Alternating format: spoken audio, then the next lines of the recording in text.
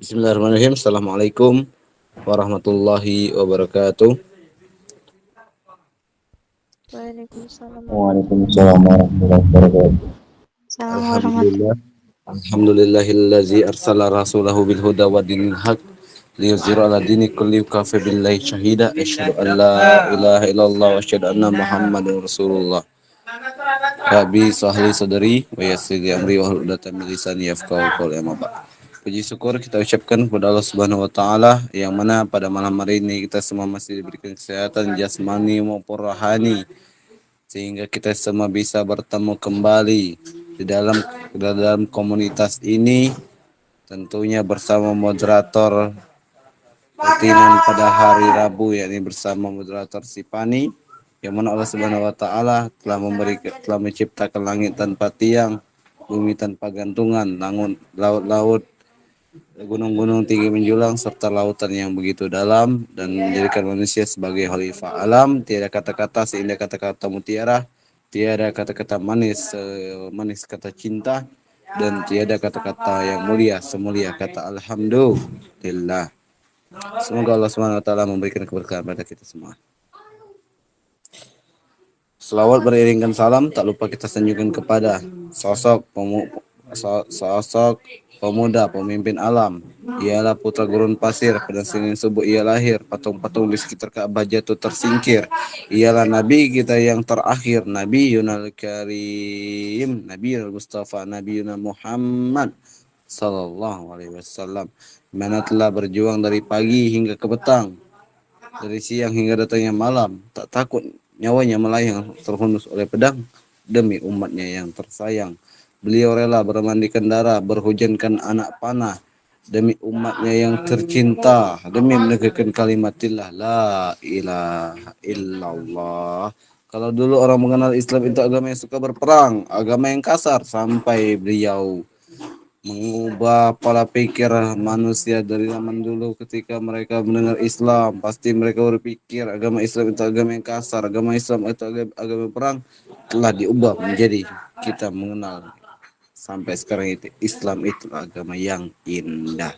Semoga kita semua mendapatkan syafaat di Dia yang menghisap. Amin amin ya rabbal alamin. Taib yang ketiga ini, Ana selaku moderator pada malam hari ini bersama Ustazina Ustadz Muhammad Galih Surendi yang mana kami berdua akan memandu kajian kita pada malam hari ini.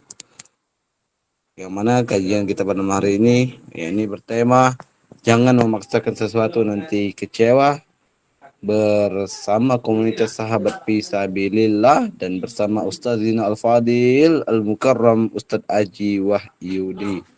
Baik, susunan acara sebagai berikut. Pertama, pembukaan. Kedua, pemaparan materi sekaligus pengenalan bersama materi.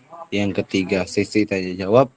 Yang keempat, doa, dan yang terakhir, penutup.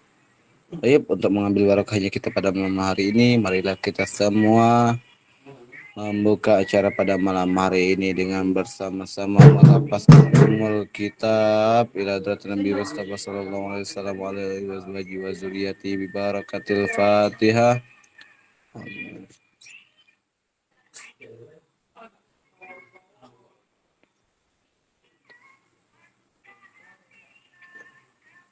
Amin amin amin amin rabbal alamin. Baik, langsung saja kita menuju ke sesi selanjutnya. Ini sesi yang kita tunggu-tunggu dari tadi, sesi momen yang sangat kita tunggu-tunggu, yakni kajian bersama komunitas sahabat Fisabilillah dengan tema jangan memaksakan sesuatu nanti kecewa, yang akan langsung disampaikan oleh Ustazina Al-Fadil, Ustazina Al-Kiram, Ustadz Aji Wahyudi. Kepada Al-Mukarram Al-Fadil Ustadz Aji Wahyudi, tafadhal alaihi mashkurah untuk memaparkan materi. Bismillahirrahmanirrahim. Assalamualaikum warahmatullahi ta'ala wabarakatuh. Waalaikumsalam warahmatullahi wabarakatuh. Alhamdulillah. Waalaikumsalam warahmatullahi wabarakatuh. Alhamdulillahi rabbil alamin. Nahmaduhu wa nasta'inuhu wa nastaghfiruh. ونعوذ بالله من شرور أنفسنا ومن سيئات أعمالنا من يهده الله فلا مضل له ومن يضلل هادي له أشهد أن لا إله إلا الله وحده لا شريك له وأشهد أن سيدنا حبيبنا وسفينا وزهرنا ومولانا محمد اللهم صل على سيدنا محمد الفاتح لما أغلق والخاتم لما سبق ناصر الحق بالحق والهادي إلى صراطك المستقيم وعلى آله حق قدره ومقداره العظيم أما بعد أكرمت إكراما وأعظمت إعظاما yang kami muliakan founder dari komunitas Majelis Sahabat Fisabilillah, kemudian yang kami hormati para ustadz tanpa terkecuali, kemudian yang kami hormati saudara kita, Bapak moderator kita, terima kasih telah mengizinkan saya untuk menyampaikan materi pada malam hari ini. Kemudian yang kami hormati para segenap pengurus dari komunitas Majelis Sahabat Fisabilillah, para admin tanpa terkecuali, kami mengucapkan jazakumullah khairul jaza. Kami berterima kasih banyak karena mengajak kami bergabung di dalam komunitas yang mulia bersama orang-orang yang mulia, membahas suatu hal yang mulia, yakni di dalam komunitas Sahabat Fisabilillah. Saya yakin di sini isinya adalah orang-orang yang baik, orang-orang pilihan Allah Subhanahu wa Ta'ala, orang-orang yang cinta akan Nabiyina, Habibina, wa Syafi'ina, wa Zuhrina, wa Maulana Muhammad sallallahu alaihi wasallam.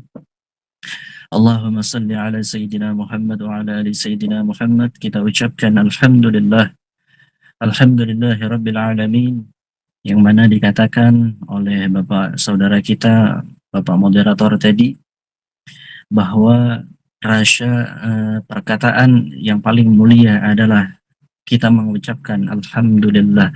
Kenapa? Karena di dalam lafaz atau kalimat Alhamdulillah itu mengandung makna yang sangat luar biasa, yang dimana selain kita memuji Allah, di situ kita juga merasakan bahwa kita ini adalah seorang hamba yang selalu diperkenankan untuk bersyukur kepada Allah. Kenapa?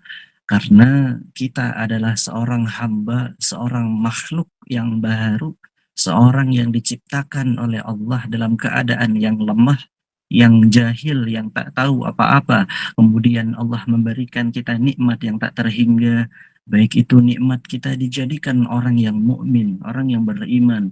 Kemudian kita dijadikan oleh Allah Subhanahu wa Ta'ala sebagai orang yang muslim, yang Islam. Kemudian Allah memberikan kita pada malam hari ini dalam keadaan sehat walafiat, yang mana keadaan sehat ini tak dimiliki oleh orang-orang lain, teman-teman. Justru pada malam hari ini mungkin ada sebagian dari antum semua, dimanapun antum berada, dalam keadaan yang tak sehat, tapi memaksakan dirinya untuk mendengarkan majelis yang mulia, mendengarkan ilmu-ilmu yang bermanfaat. Mudah-mudahan kelelahan antum, capeknya antum itu dibalas oleh Allah dengan beribu-ribu kebaikan. Amin ya rabbal alamin. Kenapa nikmat sehat ini harus kita maksimalkan dengan semaksimal mungkin? Karena tidak semuanya seorang manusia itu mendapatkan nikmat sehat. Berapa banyak saudara-saudara kita yang ada di rumah sakit, terbaring lemah, terkapar lemah. Mereka tak bisa berdiri seperti kita. Mereka tak bisa duduk dengan gagah seperti kita. Bahkan tak bisa berbicara dengan lantang seperti kita. Tapi kita pada malam hari ini diberikan oleh Allah dengan nikmat yang sangat luar biasa. Dengan misalkan saya bisa berbicara dengan di depan antum semua, antum bisa mendengar suara saya dengan nikmat mendengar dari Allah Subhanahu wa Ta'ala. Jadi tak ada alasan kalau kita tak bersyukur kepada Allah Subhanahu wa Ta'ala. Jangan pernah kita menjadikan tolak ukur untuk bersyukur hanya sebuah materi dunia saja, hanya sebuah jabatan saja. hanya berupa harta saja, jangan. Karena bersyukur di hadapan Allah tak hanya kita ketika diberi rezeki yang berupa materi, ketika kita diberikan oleh Allah napas yang segar pada hari ini, mulut bisa berbicara, hidung bisa mencium, mata bisa melihat, telinga bisa mendengar, kaki kita bisa berjalan, tangan kita masih berabah, masih bergerak. Itu adalah termasuk nikmat yang tak terhingga. Bersyukur kita di hadapan Allah Subhanahu wa taala dengan mengucapkan alhamdulillahirabbil alamin. Kata Allah, la in syakartum la azidannakum. Apabila kita bersyukur maka Allah akan selalu menambahkan nikmat-nikmatnya. Jadi apapun yang terjadi kita pada hari ini, baik berupa materi kita, mungkin ekonominya yang lagi susah, kita tetap bersyukur kepada Allah karena kita pada hari ini masih dalam keadaan beriman, dan yang paling kita syukuri adalah dikatakan oleh para ulama, Al-Imam As-Qalani dalam kitab beliau Syarah Burda, apa kata beliau? Aku sangat bersyukur di hadapan Allah karena aku dijadikan sebagai umat Nabi Muhammad sallallahu alaihi wasallam. Jadi puncak syukur itu kita adalah menjadi umatnya Nabi Muhammad sallallahu alaihi wasallam. Kita ini adalah sebaik-baiknya umat, khairul umam, sebaik-baik umat dari Nabi, sebaik-baik Nabi dan Rasul, yakni Nabi Muhammad. Kemudian salawat dan salam kita hanturkan kepada baginda Rasulullah sallallahu alaihi wasallam. Allahumma salli ala Sayyidina Muhammad wa ala ali Sayyidina Muhammad kama qala Nabi, man shalla, barang siapa yang bersalawat kepadaku, Allahumma salli ala Sayyidina Muhammad sallallahu alaihi asratan, maka Allah Subhanahu wa taala itu akan bersalawat kepadanya. Bermakna salawat Allah kepada hambanya itu adalah rahmat. Jadi kalau salawat kita kepada Nabi Muhammad itu adalah rasa cinta kita kepada Nabi Muhammad, rasa kita bahwa kita ini adalah umat Nabi Muhammad.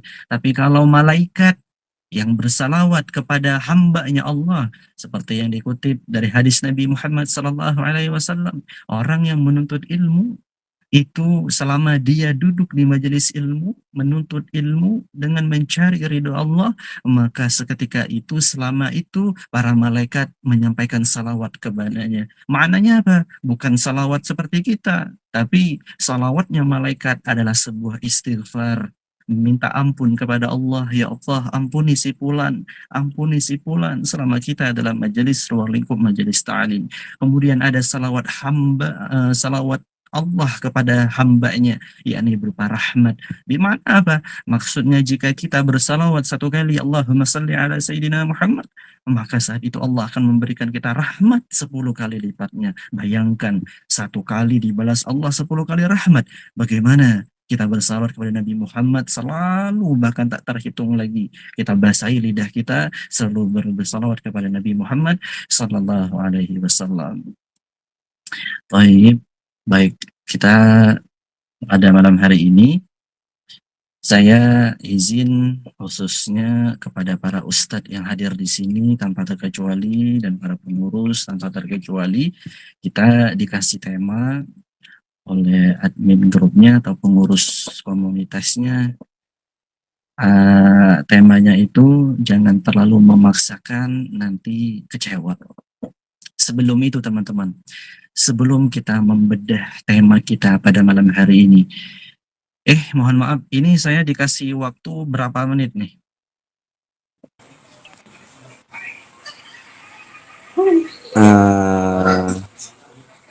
Tanpa batas, Ustaz. Ada batasan apa tanpa batas? Tanpa batas, Ustaz. Tanpa batas ya. Terima kasih, Pak Muda. Nama nanti siapa tadi? Lihat. Apa Fani. kan? Ustadz Fani. Fani. Baik. Jadi sebelum kita membedah atau mengupas tentang tema kita pada malam hari ini, kita harus tahu bahwa kita sekarang lagi berada di taman surganya Allah. Mungkin antum bingung, kenapa dikatakan taman surga?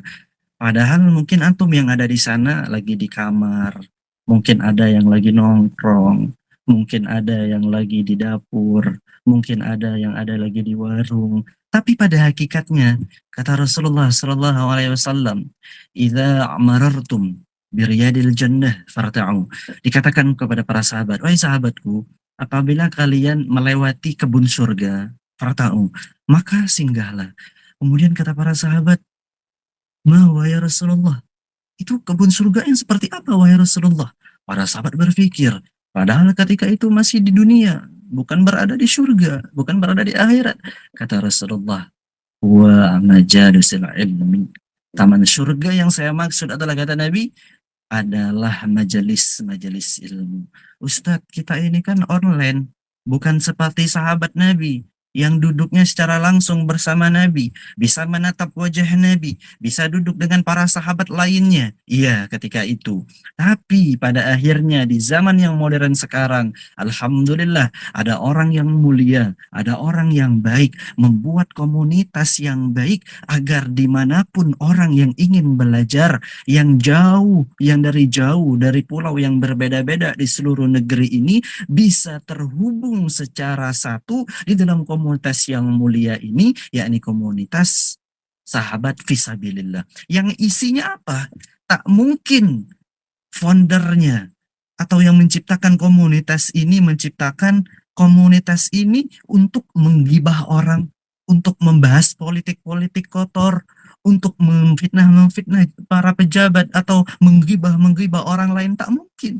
Tapi mereka mengadakan komunitas yang mulia ini untuk mengadakan suatu majelis ilmu, akan tetapi dengan cara online. Dengan cara online. Maknanya apa? Mereka memanfaatkan media sekarang itu dengan sebaik-baiknya. Karena kita tahu bahwa, teman-teman, kita harus tahu, ketika kita hidup di dunia, nanti apapun perkataan kita, sekecil apapun perkataan kita, sekecil apapun perbuatan kita, itu akan dipertanggungjawabkan oleh Allah Subhanahu wa taala. Kita punya mulut akan bertanggung jawab di hadapan Allah. Kita punya tangan akan berbicara di depan Allah. Kita punya kaki akan berbicara di depan Allah Subhanahu wa taala. Kan Allah sendiri yang mengatakan, al-yawma nakhtimu ala afwahihim wa tukallimuna aydihim wa tashhadu arjulahum. Mulut kita ini dikunci sama Allah. Tangan akan bersaksi dengan sendirinya. Wahai Tuhan, Fulan bin Fulan ketika hidup di dunia tangannya pernah berbuat begini, pernah mencuri, pernah merampok, pernah narkoba, pernah memukul orang dengan sengaja. Kemudian kaki akan bersaksi, wahai Tuhan, Fulan bin Fulan pernah belanja di tempat yang tidak engkau ridhoi, ke tempat-tempat maksiat. Itu akan bertanggung jawab, bersaksi di depan Allah. Sedangkan mulut kita dikunci oleh Allah Subhanahu wa taala. Dan itu adalah tubuh kita. Kemudian Allah akan mempertanggungjawabkan terhadap apa yang kita punya sekarang. Kita punya motor, akan dipertanggungjawabkan oleh Allah. Dipergunakan untuk apa motor antum di sini sekarang ini? HP sekarang yang kita punya nanti akan bertanggung jawab di hadapan Allah Subhanahu wa taala. Dari bagaimana kita cara mendapatkan HP-nya, kemudian dengan cara apa kita membeli paketnya, dengan cara yang haramkah atau yang halalkah, kemudian kita mengaplikasikan HP ini dengan apa? Apakah selalu menonton hal yang tak wajar? Apakah selalu menonton ceramah-ceramah, selalu mendengar murotal-murotal? Nah, orang yang membuat komunitas ini memanfaatkan media seperti HP ini agar kita yang dimanapun antum berada bisa bersatu untuk membahas suatu ilmu yang mulia. Diundanglah oleh para pengurus majelis ini, ustadz-ustadz yang berkompeten dalam ilmunya, memberikan nasihat yang mulia, memberikan ilmu yang bermanfaat untuk kita semua. Ambil itu. Jangan pernah di saat kita mendengarkan sebuah nasihat dari orang siapapun, kita malah mengoreksi kesalahannya. Kita malah mencari, ingin mengkritiknya. Jangan. Kita sebagai orang yang diberi nasihat, kita terima nasihat apapun asal itu baik untuk kita, untuk masa sekarang kita, dan untuk masa depan kita. Kita ambil siapapun yang memberikan nasihat. Hatta sampai ada orang yang pemabuk menasehati kepada kita, Dek, ente jangan mabuk, ini berbahaya. Bahkan seorang pezina, maaf, seorang pelacur menasihati kita, dek, jangan sampai jual diri, jangan sampai melacur, ambil nasihatnya. Jangan kita lihat siapa yang menasihatinya. Makanya dikatakan, unzur maghola, wala tanzur manqola. Tapi itu adalah di saat kita yang diberi nasihat. Tapi ketika kita memberi nasihat, kitanya yang memberi nasihat, maka kita harus berpikir, oh saya ini sudah melakukan atau belum nasihat yang saya sampaikan. Misalkan menyampaikan bagaimana keutamaan sholat berjamaah. Kita pastikan sebelum kita menyampaikan itu, kita sedang melaksanakan sholat jamaah. Kalau kita menjadi orang yang memberi nasihat. Tapi kalau kita yang diberi nasihat, siapapun yang menasehati, maka kita terima asal itu baik. Nah, jadi mari kita maksimalkan yang kita punya, media, HP. Ini adalah hal-hal yang baik semua. Ada kajian kita ikut. Kemudian kita mengikuti kajian-kajian yang disediakan oleh majelis dimanapun. Asalkan kita mendapatkan ilmu, teman-teman. Begitu. Kenapa? Karena kita tahu bahwa kedudukan ilmu di dunia ini sangatlah tinggi adanya. Kenapa? Karena dengan ilmu orang bisa mulia. Orang bisa sukses itu dengan ilmu. Orang bisa kaya itu karena ilmu. Orang bisa dekat dengan Allah itu dengan ilmu. Kedudukan ilmu itu sangat tinggi. Kalau ada yang mengatakan, Ustadz, berarti salah dong. Ada yang mengatakan adab itu di atas ilmu. Begini teman-teman, orang yang beradab itu sudah pasti dia berilmu. Dan tapi orang yang berilmu belum tentu dia beradab. Lah, orang yang beradab ini dia belajar tentang adab bagaimana berbicara kepada gurunya, bagaimana sikap kepada gurunya, bagaimana sikap kepada orang yang lebih muda daripadanya, bagaimana bersikap dengan orang yang lebih besar daripadanya, bagaimana bersikap dengan orang tuanya, bagaimana bersikap di hadapan teman-temannya. Ini ada ilmunya, ada akhlaknya. Tak mungkin orang beradab mereka tak punya ilmu. Jadi apa maknanya? Ilmu tetap masih di atas adab. Karena orang yang adab ini, orang yang beradab, dia pasti sudah mempunyai ilmu. Ilmunya ilmu adab. Bahkan teman-teman, keutamaan ilmu ini sangat luar biasa. Antum misalkan lagi di rumah, nanti kita analogikan secara online. Tapi kita bayangkan dulu teman-teman lagi di rumah. Kita lihat, perhatikan hadis Nabi Muhammad SAW. Kata Rasulullah, diriwayatkan oleh sahabat Abu Humamah radhiyallahu an. Apa kata beliau? Rasulullah tuh pernah bersabda, teman-teman. Jadi kata beliau tuh gini, khudurukum man ghada ilal majalisil ilmi. Atau di riwayat lain, man ghada ilal masjid atau musalla la yuridu illa liyata'allama khairan aw yu'allimah wa ma lahu ka ajrin haji mabrurin. Begini. Kata Nabi Muhammad, ini sangat luar biasa. Sungguh luar biasa. Kata Nabi Muhammad, apabila ada seseorang kita nih, yang lagi di rumah, yang lagi santai aja di rumah, tak ada kerjaan lain. Kemudian dia mau berangkat ke majelis ilmu, ke masjid, ke musola, ke tempat yang di dalamnya membahas tentang ilmu-ilmu agama. Apa kata Rasulullah? La yuridu, dia tak bermaksud lain kecuali dia ta'allama khairan. Dia menuju tempat itu hanya untuk menimba ilmu, menimba suatu kebaikan. Apa kata Rasulullah? Kana lahu ka ajrin haji mabrurin. Pahalanya yang dia dapatkan itu seperti pahalanya orang yang haji yang mabrur. Ustadz, berarti saya nggak perlu haji lagi dong. Nggak perlu lagi saya setor haji puluhan juta atau sampai ratusan juta. Tak begitu maksudnya. Maksudnya keutamaan orang yang hendak pergi. Teman-teman, ini baru mau perginya ya. Ini belum duduk. Belum berangkat, baru mau berangkat ini. Keutamaan orang yang mau berangkat ke majelis ilmu, antum di rumah mau berangkat ke masjid, antum di rumah mau ikut majelis taklim secara online, baru maunya itu keutamaannya, pahalanya seperti orang yang haji mabrur. Saking luar biasanya, saking mulianya orang yang ingin menuntut ilmu. Kemudian di saat kita duduk, Di saat kita hadir, ada keutamaan lain, kata Nabi Muhammad. Dikatakan kepada sahabat Ibnu Mas'ud radhiyallahu anhu, ya Ibnu Mas'ud, wahai Ibnu Mas'ud, kata Nabi, teman-teman. Kata Nabi, ya Ibnu Mas'ud, wahai Ibnu Mas'ud, ketahuilah, idza jalasa, apabila engkau duduk fi majalisil ilmi, engkau duduk di sebuah majelis ilmu, kemudian la tamassah qalaman, yang mana engkau duduk di situ hanya duduk saja, teman-teman. Hanya duduk saja. Engkau tidak membawa pulpen. Wala yaktubu harfan. Dan engkau tidak mencatat satu huruf pun. Engkau hanya duduk saja.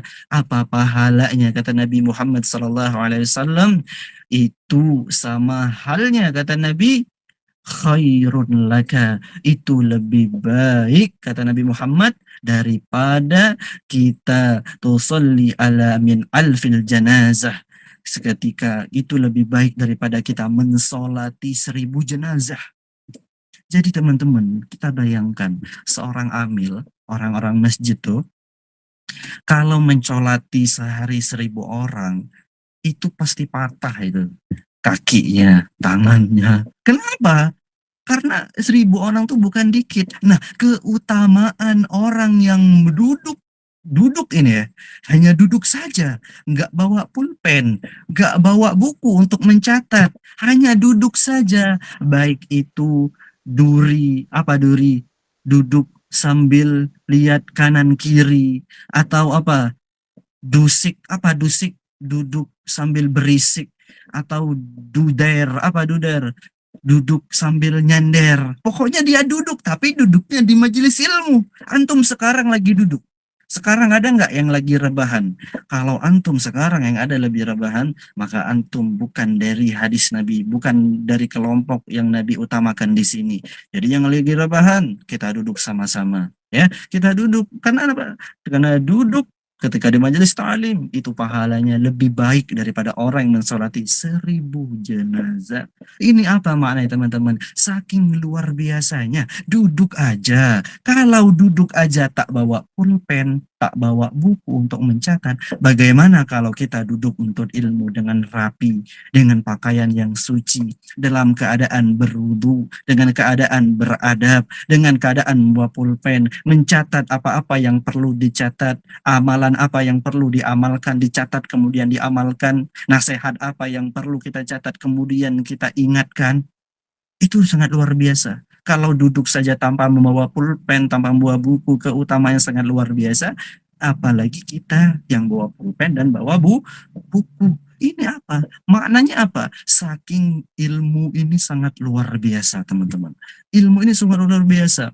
Bahkan dikatakan, ada yang mengatakan ilmu itu lebih baik daripada sholat, ilmu itu lebih baik daripada siam, puasa, ilmu itu lebih baik daripada zakat. Lah Ustadz, kok gitu? Iya, kenapa lebih baik? Karena sholat tanpa ilmu akan sia-sia, puasa tanpa ilmu akan sia-sia, zakat tanpa ilmu akan sia-sia, ibadah apapun yang kita lakukan tanpa ilmu itu akan sia-sia. Makanya ilmu lah yang membimbing kita agar kita lebih mengerti bagaimana taat kepada Allah, agar kita lebih mengerti bagaimana ibadah kepada Allah, agar kita lebih mengerti bagaimana kecintaan kita kepada Nabi Muhammad. Kita tak akan tahu cinta kepada Nabi Muhammad, tak akan ada rasa kasih sayang kita kepada Nabi Muhammad, rasa rindu, rasa cinta kepada Nabi Muhammad kalau kita tak tahu sejarah sejarah dari Nabi Muhammad, bagaimana adab-adab beliau, bagaimana akhlak karimah beliau, bagaimana tentang hadis-hadis beliau. Kalau kita tak belajar ilmu, kita tak akan kenal dengan Nabi Muhammad. Makanya ilmu ini sangat luar biasa. Jadi di sini kita berada satu majelis yang ilmu,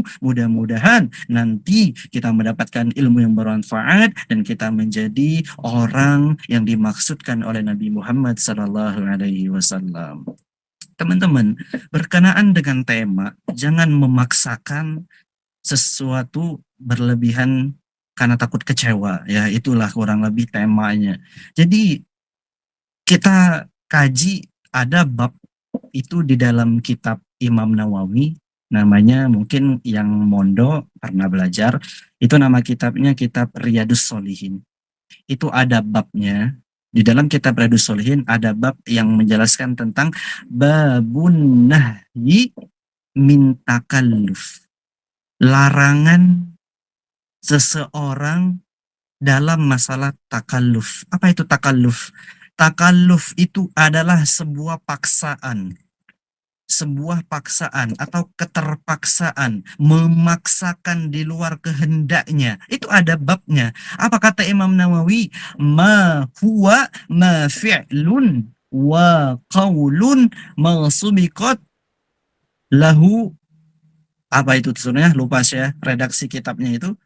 Artinya adalah, kata Imam Nawawi, apa itu takalluf tadi? Itu adalah sebuah memaksakan, perkataan yang dipaksakan, perilaku yang dipaksakan. Kalau kita mengartikan sebuah perkataan yang dipaksakan, contohnya, kita memaksakan perkataan kita terhadap apa yang kita tidak ketahui. Ini sangat sering terjadi. Ada orang yang menanyakan tentang agama kepada kita.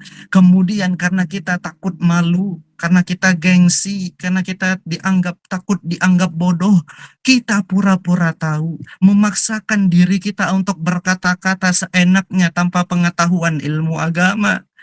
Ini sangat celaka, teman-teman. Ini sangat fatal. Kenapa? Sekelas Imam Malik. Imam Malik, beliau adalah pendiri dari mazhab Malik, mazhab Imam Malik. Nah, Imam Malik itu ketika ada beliau ditanya oleh seseorang.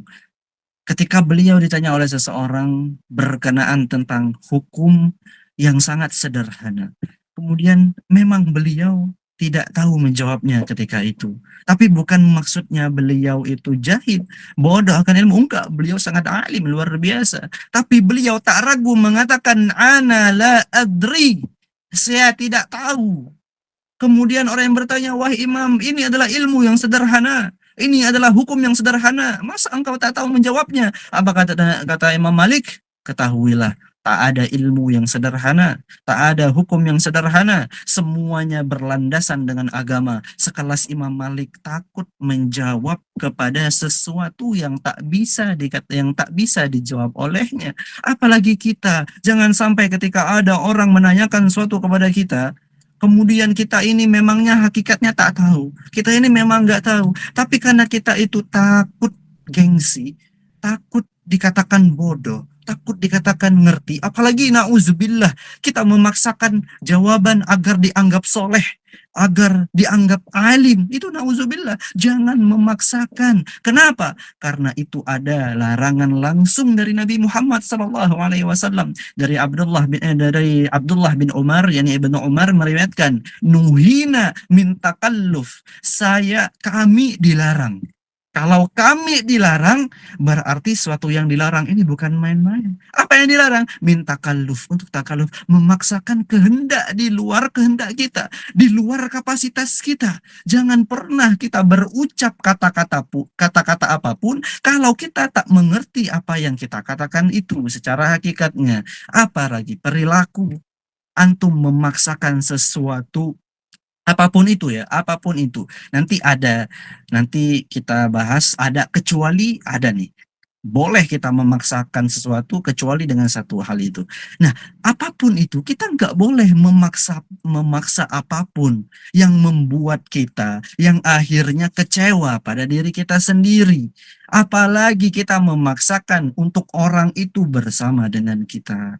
Agar orang ini bisa kita nikahi, kita paksakan. Kalau kita berharap kepada seorang manusia, jangan terlalu berlebihan, cukup secukupnya aja. Kenapa? Kalau kita berharap kepada manusia, itu biasanya diakhiri dengan sebuah kekecewaan. Kalau kita berharap kepada Allah, maka kita tak akan mengenal yang namanya kecewa. Tapi teman-teman, buat kita yang sekarang lagi berharap kepada manusia, apapun bentuknya, antum berharap diterima bekerja di sini, antum berharap agar saya bisa dekat sama si ini, saya berharap besok saya ini, pokoknya apapun apapun yang berbentuk, yang berkonsep berharap dengan manusia, jangan sampai berlebihan. Karena kalau tidak sesuai dengan harapan kita, kita akan kecewa. Tapi kita boleh berikhtiar mendapatkan apa yang ingin kita dapatkan. Kalau misalkan tahun ini saya ingin mendapatkan fulanah binti fulan, saya akan menikahi, ikhtiar seadanya.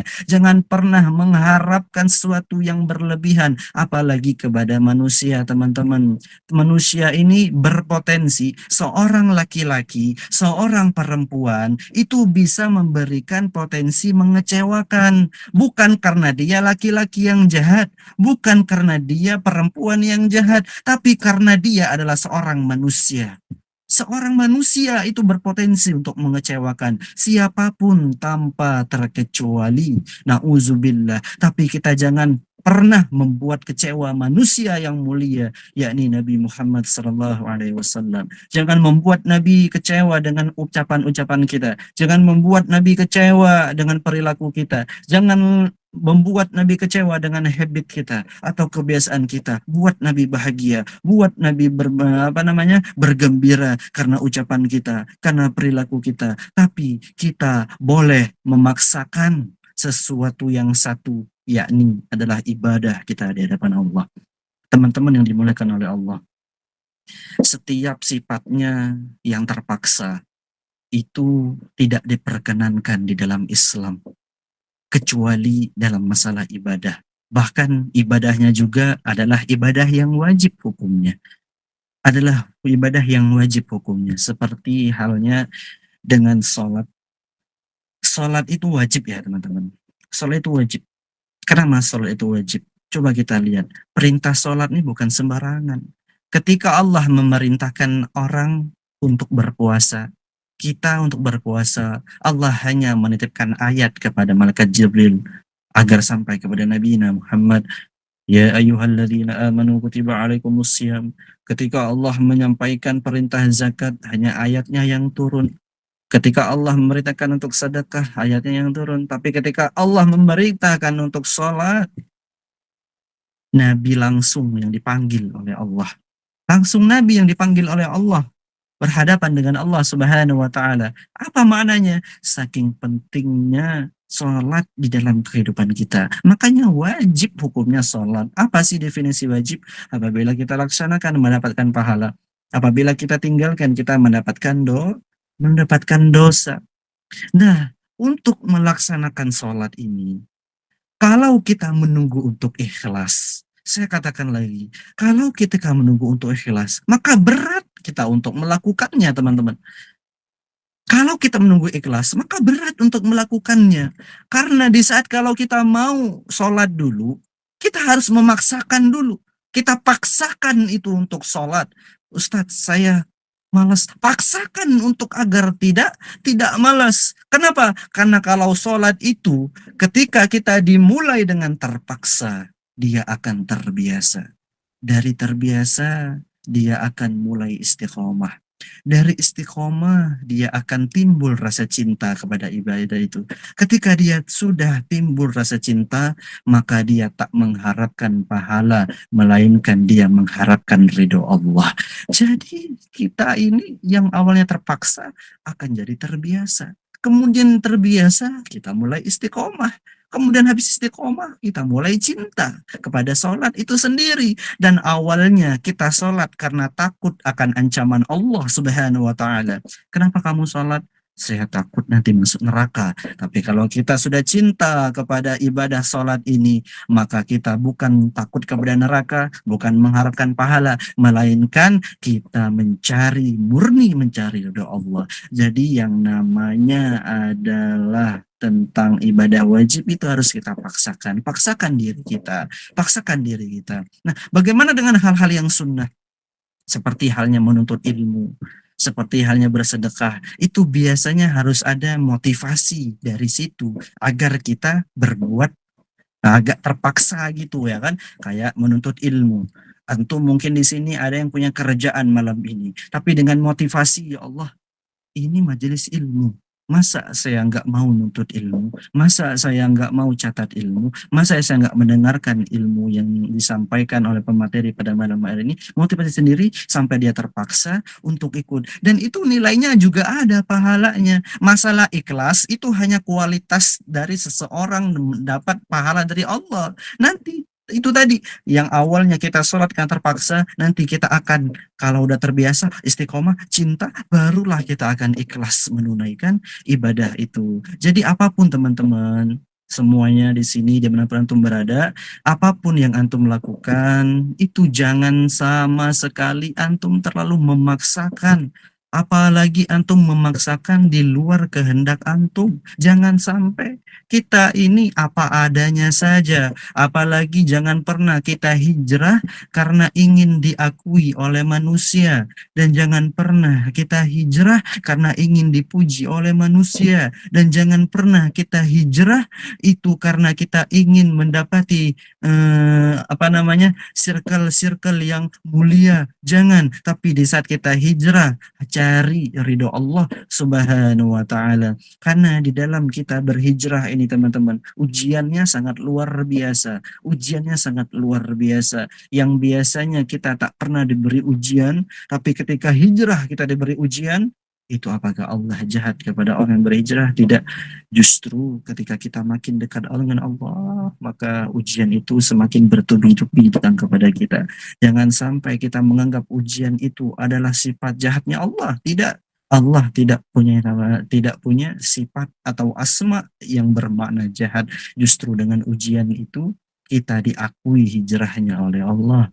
Bukankah ketika kita masih SD, ujian masuk ke SMP, kemudian ujian SMP kok lebih susah daripada ujian SD? Ketika lulus SMP masuk SMA, kok ujian SMA lebih susah daripada ujian SMP? Kemudian kita menjadi mahasiswa, masuk kampus di universitas misalkan, kenapa ujiannya lebih susah dari SMA? Itu sebagai kualitas pendidikan kita.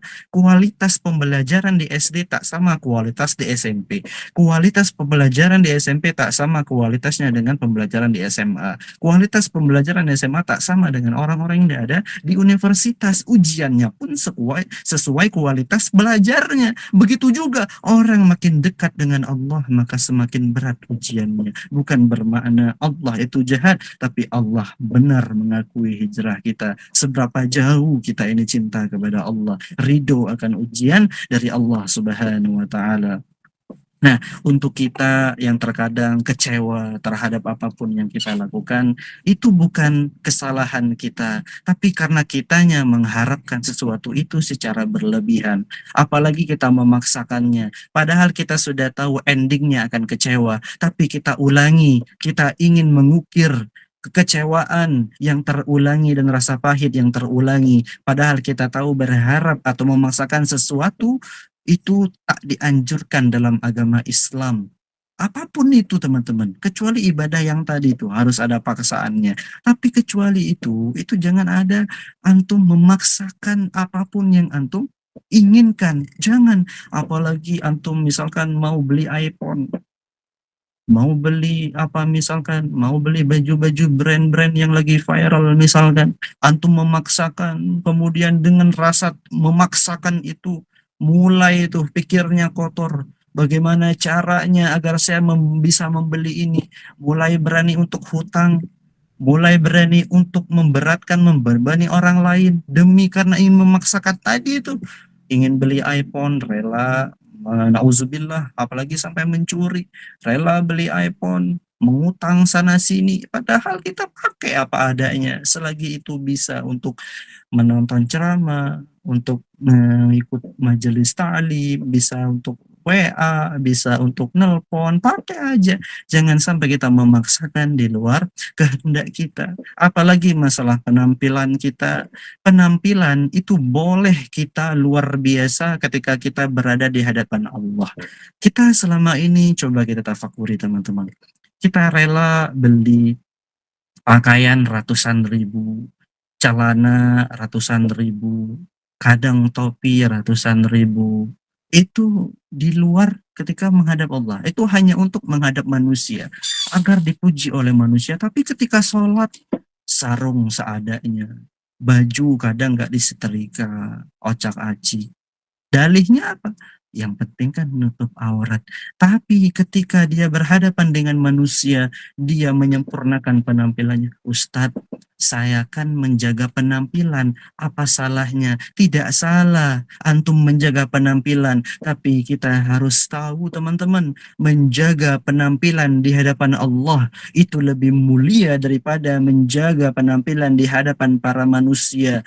Kalau kita menjaga penampilan di hadapan Allah, Allah akan menjaga pandangan kita kepada manusia yang lain, akan menjaga pandangan manusia lain terhadap kita. Akan tetapi, kalau kita ingin menjaga penampilan kita di hadapan manusia tanpa memperdulikan tentang Allah, maka Allah akan mencampakkan rasa kekecewaan kepada kita. Kenapa? Karena kita tidak mensangkut pautkan apapun di hati kita, tidak ada Allah. Apapun masalah kita, jangan sampai kita putus asa teman-teman. Apapun ujian kita, jangan sampai kita putus asa. Hadirkan Allah di hati kita. Wa idza sa'alaka ibadi anni fa inni qarib. Allah itu dekat dengan kita. Allah itu selalu ada di dekat kita. Apapun masalah kita, hadirkan Allah di hati kita. Di saat kita kecewa, ingat ada zat yang tidak mengecewakan, yakni Allah. Jadi teman-teman di sini, jangan sampai antum memaksakan sesuatu yang tak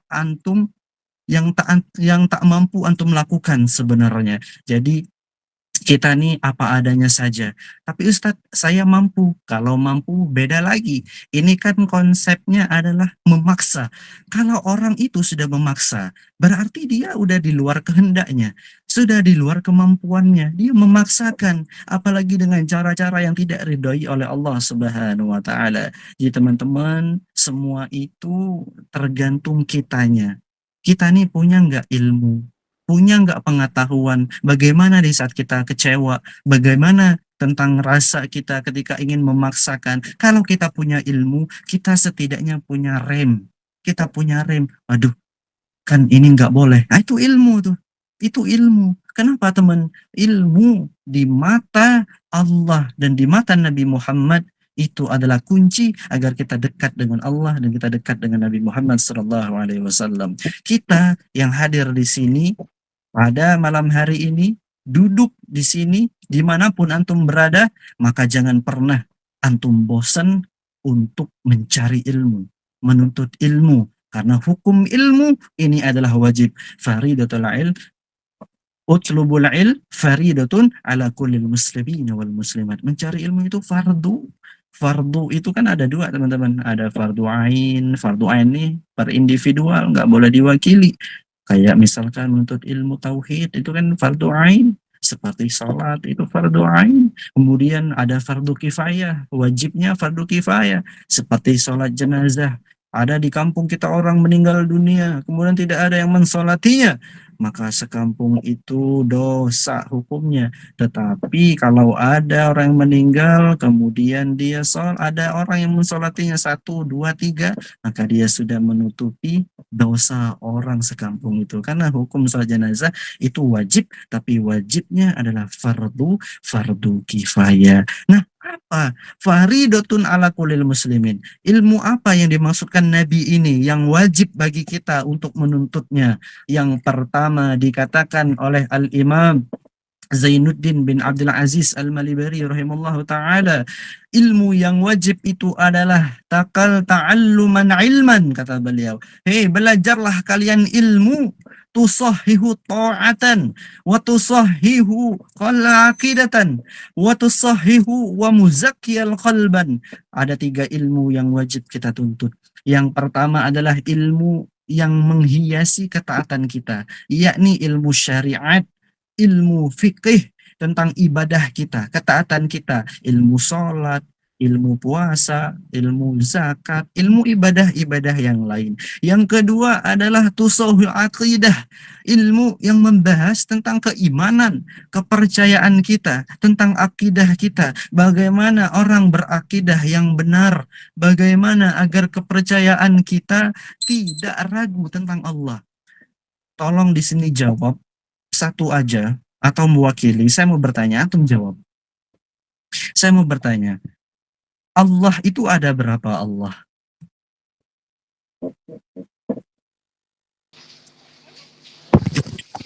Qul huwallahu ahad. Allah itu ada berapa teman-teman? Coba jawab. On mic. Di on mic semuanya.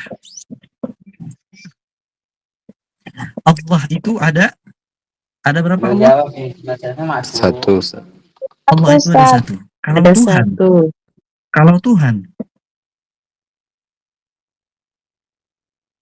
Allah itu ada satu. Kalau Tuhan Banyak. banyak. Saya ulangi. Allah satu. Kalau Tuhan Satu. Satu juga.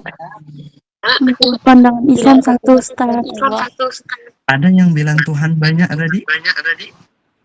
Tidak ada Tuhan selain Allah.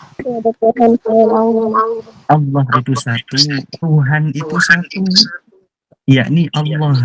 Bahasa Arabnya la ilaha illallah. Kalau kita mengatakan Tuhan itu banyak, berarti kita mengakui Yesus itu Tuhan. Kita mengakui Dewa Siwa itu Tuhan. Ustadz, itu kan toleransi, Ustadz. Itu bukan makna toleransi. Ini masalah keyakinan kita. Ini masalah akidah kita. Harus kita luruskan. Makanya kita belajar akidah kita kan, akidah Ahlussunnah wal Jamaah, Al-Imam Asy'ari wal Maturidi, itu sifat 20 wujud, qidam, baqo. Itu kan ada tuh diajar TPA. Itu tauhid kita. Itu akidah kita. Jangan pernah menyamakan Allah dengan makhluknya.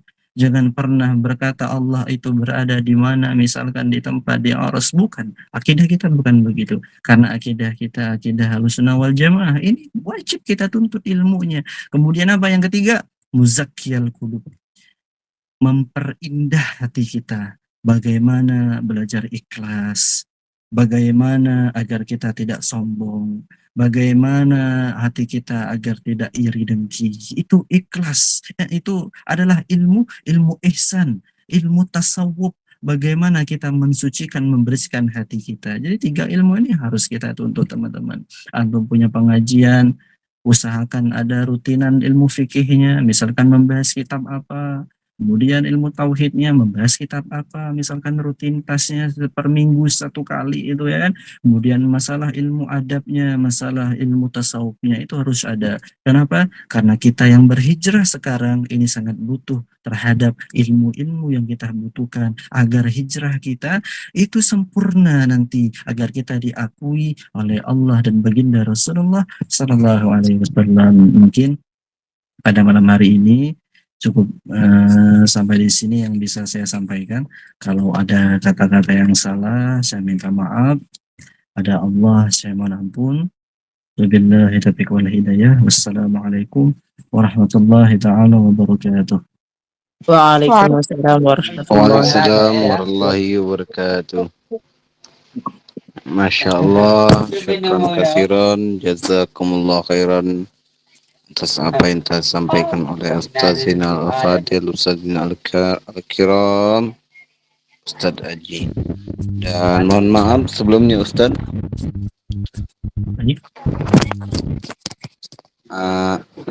anak masih 20 tahun jadi belum pantas untuk dipanggil Pak. Kan suara anak seperti ini karena faktor pubertas. Apa Ustaz? Ya, Allah. Karena kalau di pondok tempat anak ngajar, kalau anak-anak manggil anak Pak, kalau anak marahin. Apa tuh ya? Saya siap dimarahin kok, marahin aja. Apa Ustaz? Ya, saya minta maaf, minta ridhonya. Baik, sedikit kita mengambil intisari dari beliau tadi. Mengutip dari hadis riwayat Ibnu Malik yang berbunyi, man hadra majlisil ilmi fi Ramadan kitab Allah Ta'ala bikulli qadami ibadatan sanati wa yakunu ma'i tahtal arshi. yang artinya barang siapa yang menghadiri majelis ilmu pada bulan Ramadan ataupun lain sebagainya, maka Allah akan menulis dari setiap langkah telapak kakinya dengan ibadah selama 1 tahun, dan dia akan bersamaku di bawah arsy. Dan kemudian mengutip juga dari hadis yang lain, man kharaja fi talabul ilmi kana fi sabilillahi hatta yarji'ah. Barang siapa yang keluar untuk menuntut ilmu, maka ia akan berada di jalan Allah sampai ia kembali.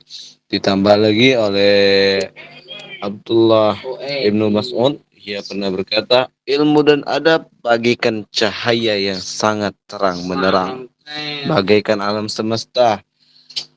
Alam semesta ini akan terlihat indah jika ada sinaran bulan dan bintang. Tanpa ada bulan dan bintang, maka otomatis alam semesta ini akan terasa sunyi. Bagikan malam tanpa bintang, bagikan hati tanpa pasangan. Seperti itu diibaratkan ilmu dan adab. Apa benar, Ustaz? Masya Allah. Apa, Ustaz? Anda sedikit menambahkan tadi kan? Masya Allah, antum nih orang yang luar biasa. Doakan kami semua agar bisa menjadi orang seperti antum, Kak Afani. Ya, Masya Allah. Ini kalau kata Buya Yahya, beliau ini mempraktekkan ilmu tasawuf, ilmu tawadu kepada kita semua. Beliau yang sudah menjelaskan, tapi beliau merasa beliau orang yang biasa saja. Masya Allah. Inilah orang-orang yang patut kita contoh, orang-orang yang patut kita support, orang-orang seperti beliau, yang mana beliau telah menjadi pemateri bagi kita semua, tetapi beliau masih menundukkan kepala, merasa tawadu, seolah-olah ilmu beliau tidak apa-apanya dibandingkan kita semua. Masya Allah. Kita jemaah hadirin sekalian, kita doakan semoga beliau dimurahkan rezekinya, keberkahan ilmunya selalu diberikan keberkahan oleh Allah Subhanahu wa taala. Masya Allah, Masya Allah, Masya Allah. Anak jujur dari tadi anak, Masya Allah, sambil geleng-geleng dengerin anda ceramah, Masya Allah. Kalau orang punya ilmu kayak antum nih, kata-katanya tuh menyentuh banyak pelajaran yang diambil. Masya Allah. Ana mendengarkan antum menyampaikan materi tadi seolah seperti Ana kembali pada saat Ana di pondok, pada saat Ana menjadi santri, memperhatikan guru-guru Ana mengisi ceramah. Masya Allah. Allahumma salli ala Sayyidina Muhammad. Allah. Barakallah lakum Ustaz. Barakallah lakum, barakallah lana jami'an. Baik, syukran kasiran, jazakumullah khairan ila Ustazina Al-Fadil, Ustaz Aji. Semoga keberkahan selalu berada di beliau. Kita lanjut ke sesi selanjutnya, yang mana sesi selanjutnya akan diambil oleh Ustazina Ustaz Muhammad Gali Surendi kepada Ustazina Ustaz Muhammad Gali Surendi. Tafadhol alaihi mashkurah untuk melanjutkan sesi selanjutnya. Baik, Masya Allah, syukron kepada Kak Fani yang sudah memberikan arahan kepada saya. Sebelumnya teman-teman yang dirahmati Allah, tadi sudah disampaikan daripada Al-Mukarram wal Mutaram, Ustadz kita, guru kita ya, Ustadz Aji Wahyudi, yang memberikan banyak manfaat dari beberapa paparan materi. Salah satunya kita untuk memperbaiki niat terlebih dahulu ketika hadir di majelis ilmu, itu banyak sekali manfaatnya. Jadi Masya Allah banget ya, kita doakan beliau ini semoga diberikan ya keberkahan atas ilmunya, sehat selalu, suatu saat nanti bisa berkumpul bersama kita kembali. Jadi teman-teman yang dirahmati Allah, mungkin untuk pertanyaan kita akan batasi 3 ya teman-teman. Jadi ini sesi tanya jawab, nanti insya Allah berikan pertanyaan yang terbaik yang bisa menjadi tamparan juga nih buat teman-teman atau untuk mewakili pertanyaan teman-teman yang lain. Tapi yang mungkin yang sudah mengangkat tangan saya panggil. Ini sesi acak ya teman-teman. Mungkin yang sudah angkat tangan, saya panggil Aji Misbah. Tafadhol, Aji Misbah untuk on mic. Assalamualaikum warahmatullahi wabarakatuh. Waalaikumsalam. Perkenalkan, nama saya Fikri sebenarnya nih. Nama saya Fikri. Nggih. Izin bertanya Ustadz. Bagaimana idealnya visi seorang pemuda muslim dan bagaimana pula profil pemuda muslim seharusnya?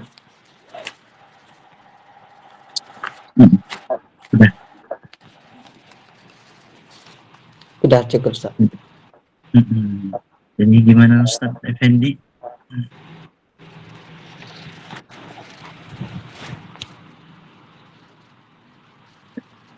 Udah bisa dijawab? Boleh Ustadz, langsung boleh dijawab. Nah, jadi sebelumnya khususnya terima kasih jazakumullah khairan saya ucapkan kepada Ustadz Al-Mukarram, guru kita Ustadz Afwan. Tadi nama antum siapa? Nama sampean tadi Ustadz? Fikri. Yang Ustadz tadi yang bawa itu siapa nama beliau tadi? Namanya Gali Sore nih Ustadz.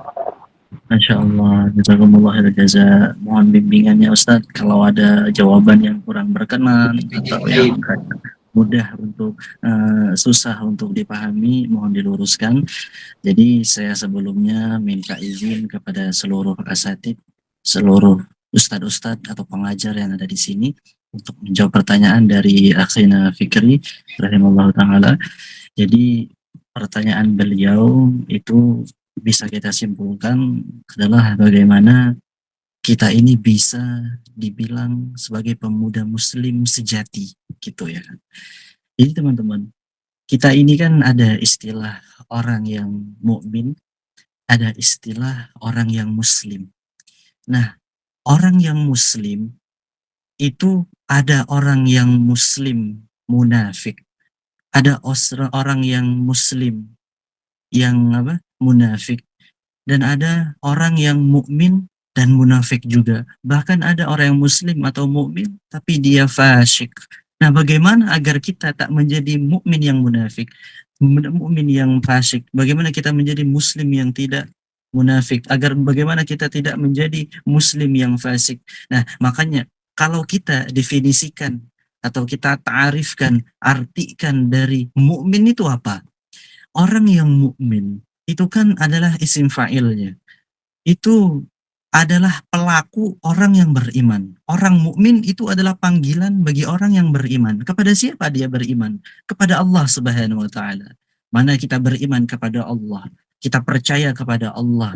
Baik itu masalah takdir, baik itu masalah apapun, selama itu Allah kita harus percaya. Kemudian kita percaya kepada Nabi dan Rasul, percaya kepada para kitab-kitabnya, kemudian percaya kepada hari kiamat, percaya kepada malaikat-malaikatnya, percaya kepada hari kiamat, percaya kepada takdir baik dan takdir buruk, percaya tentang apa yang kita dengarkan dalam Al-Quran, adanya neraka, adanya surga, biarpun kita tak pernah melihatnya. Kita ini adalah orang yang beriman, orang yang punya iman. Tapi ada juga muslim. Nah, muslim sama iman ini kadang bertolak belakang. Khususnya zaman kita sekarang nih teman-teman. Kadang ada orang yang muslim, dia Islam, aslamtu billah. Saya Islam, pasrah. Islam itu kan artinya pasrah. Dari akar kata aslama yuslimu. Artinya pasrah. Pasrah apa? Terhadap apapun yang Allah perintahkan kita pasrah, kita kerjakan. Pasrah terhadap apapun yang Allah larang kita tinggalkan. Karena kenapa? Kita sudah pasrah terhadap ketentuan Allah. Jadi kalau kita diberikan ujian sama Allah, diberikan takdir yang mana takdir ini sulit untuk diterima oleh kita, jangan kita menyalahkan Allah. Jangan kita merasa kecewa dengan Allah. Karena kita pada awalnya sudah Islam. Sudah pasrah, ya Allah, ini memang kehendak-Mu ya Allah. Mungkin kalau saya tidak ditakdirkan begini, ada yang lebih baik daripada yang ini. Husnuzon kita sama Allah. Tak mungkin Allah tak sayang dengan hambanya yang beriman. Nah, masalahnya ada yang orang ngaku Muslim, teman-teman. Muslim itu kan Islam, orang yang dirinya Islam, yang mana Islam itu sholat, rukun Islam itu ada syahadat, sholat, kemudian puasa, zakat, haji jika mampu. Nah, pertanyaannya, ada orang yang mengaku dirinya beriman, tapi dia tak muslim. Maksudnya apa? Dia mukmin tapi tak muslim. Lah, Ustadz, kok bisa? Kan kalau kita udah beriman, kita udah muslim. Ya, jadi begini teman-teman. Yang dimaksudkan mukmin yang tak muslim adalah mereka yang mengaku dirinya beriman kepada Allah. Yang mengaku dirinya beriman kepada Allah, tapi dia tak melakukan esensi atau konsep dari Islam itu sendiri. Perintah sholat, dia tak sholat. Perintah puasa, dia tak puasa. Zakat, dia tak pernah zakat. Haji, kadang dia udah kaya raya, tapi dia tak mau haji. Nah, ini orang yang mukmin tapi tak muslim. Sholat aja nggak pernah, puasa nggak pernah. Dia beriman. Nah, ini orang yang mukmin yang fasik, teman-teman. Dan ada sebaliknya, dia Islam tapi dia tak mukmin. Contohnya, dia sholat seperti kita sholat. Dia puasa seperti kita puasa. Dia zakat seperti kita zakat.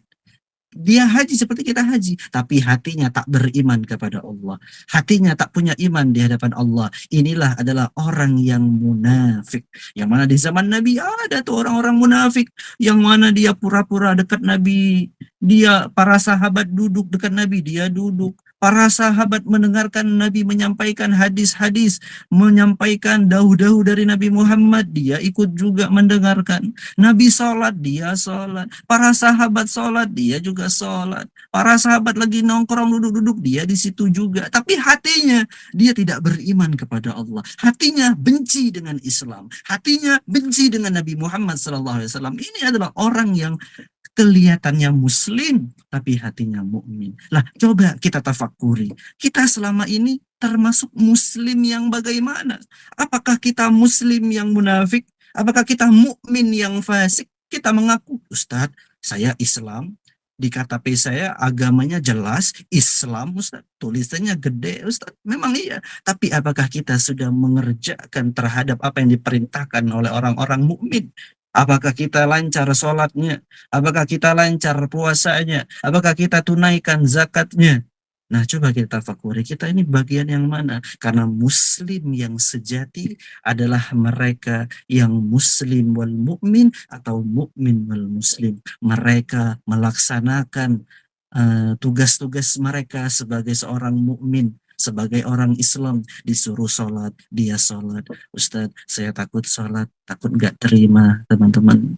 Masalah terima atau tidak terima, itu urusan Allah, urusan kita. Yang penting kita sholat. Buat teman-teman di sini, jangan pernah kita mempunyai prinsip hidup. Ustadz, saya sholat nunggu baik saja, Ustadz. Takutnya saya sekarang nggak baik, nanti sholatnya bagaimana Ustadz? Jangan pernah.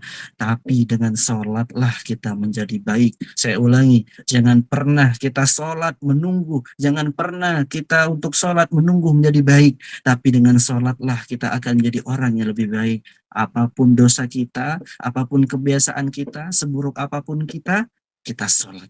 Karena dengan sholat itu akan memperbaiki kita, memperbaiki hati kita, memperbaiki kebiasaan kita. Agar kenapa? Agar kita menjadi muslim yang sejati. Kemudian puasanya. Dan muslim sejati itu tak bisa kita dapat itu, muslim sejati. Gak bisa kita bakal bisa diakui oleh Allah sebagai muslim sejati. Ingat, muslim sejati ini cukup diakui oleh Allah. Jangan sampai kita ingin muslim sejati karena diakui oleh manusia. Cukup kita menjadi muslim sejati yang diakui oleh Allah. Bagaimana kita, sholat kita, belajar ilmu tentang sholat. Itu berawal dengan ilmu semua, teman-teman. Tentang puasa, bagaimana tentang ilmu puasa kita pelajari. Kemudian tentang adab-adabnya juga. Adab-adab itu sangat perlu agar kita mencontohkan kepada teman-teman kita semua bagaimana sih adab seorang muslim yang baik. Jangan sampai mulut kita berdakwah tapi perilaku kita jauh dari kata mulut yang kita sampaikan. Kita masih membicarakan orang lain, memfitnah orang lain. Bisa kita berhijrah, kita masih mencemooh orang, memfitnah orang. Yang orang salahkan itu sedikit yang menyalahkan orangnya. Yang orang salahkan itu hijrahnya. Dia punya statement begini, kenapa hijrah? Itu teman saya hijrah mulutnya masih fitnah orang.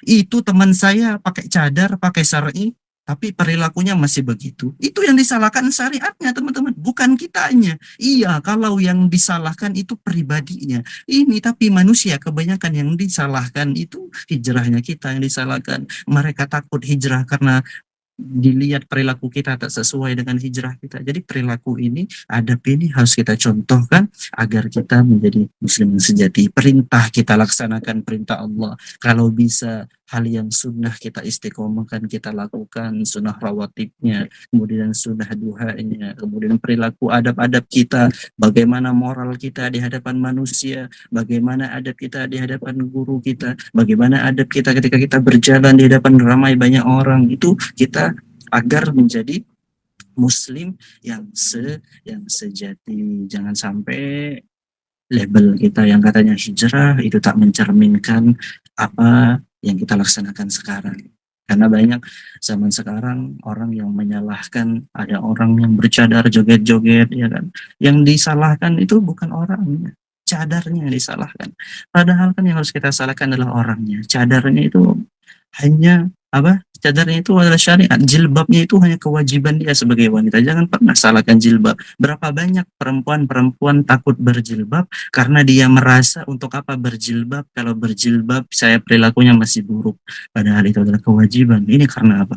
Karena banyak orang yang merusak tentang syariat-syariat Islam. Jilbab, orang-orang yang disalahkan karena jilbabnya, orang-orang disalahkan karena hijrahnya. Jadi kita jaga moralitas kita sebagai orang yang hijrah agar kita diakui oleh Allah sebagai muslim yang sejati. Perbaiki sholat kita, perbaiki hubungan kita, bu'dur rabbani kita, hablum minallah kita jaga hubungan kita dengan Allah. Kemudian bu'dul insani, hablum minan nas kita jaga agar kita tak berselisih dengan teman kita, agar kita tak bertengkar dengan teman kita, agar kita diakui oleh Allah sebagai orang yang muslim sejati, membawa visi misi yang telah diajarkan oleh Rasulullah agar kita kelak nanti dikumpulkan oleh Allah bersama baginda Habibina wa Syafi'ina Muhammad sallallahu alaihi wasallam.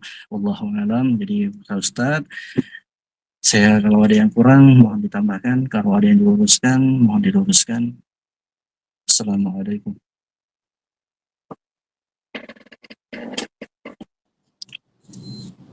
Masya Allah, tabarakallah ya.